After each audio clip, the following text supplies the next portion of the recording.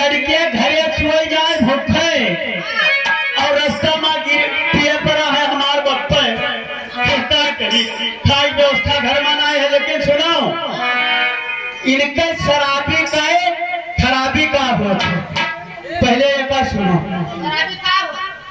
तो जब भट्टी के ऊपर और पीते खूब शराब। अरे बिल्कुल टून है बिल्कुल टून है और काफी लिखा तो बिल्कुल सुन। तो जाएंगे भट्टी के ऊपर अरे पीते खूब शराब। अरे के हालत में होते अरे बातें करके पूर्ण अरे जबियन ए दादा अरे जबियन नहीं है ठिकाना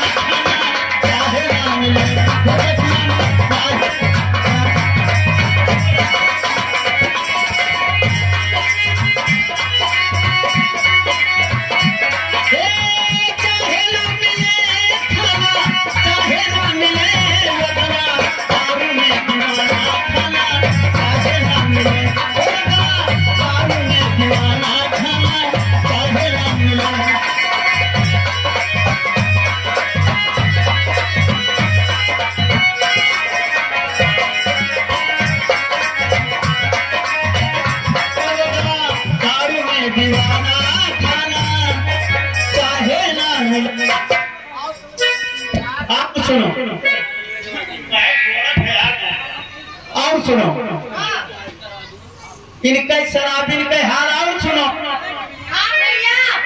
तो घर का बेचे लोटा थारी अरे बेचे माल खजाना सब शराब के पीछे जिंदगी खराब कर ले। तो घर का बेचे लोटा थारी अरे बेचे माल खजाना।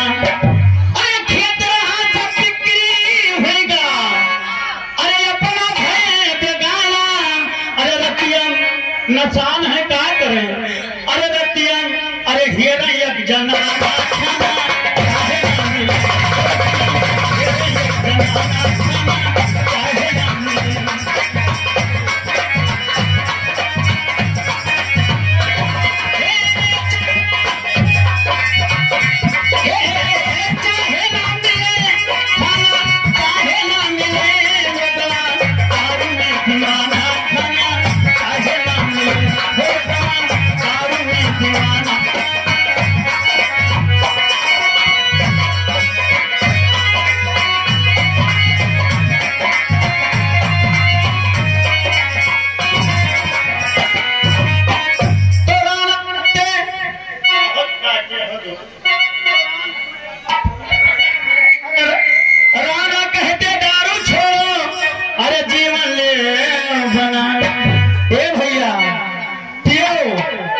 लेकिन आराम से पियो कि ज्यादा दिन जियो।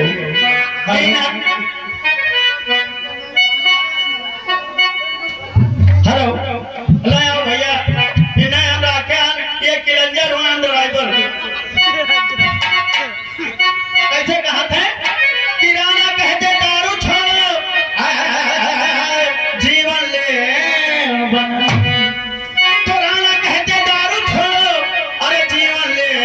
बना।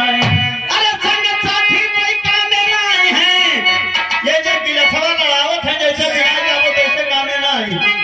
तो राना कहते दारू छोड़ो अरे जीवन ले बना। अरे संग साथी कोई काम नहीं है अरे जगमा हुई हंसाई।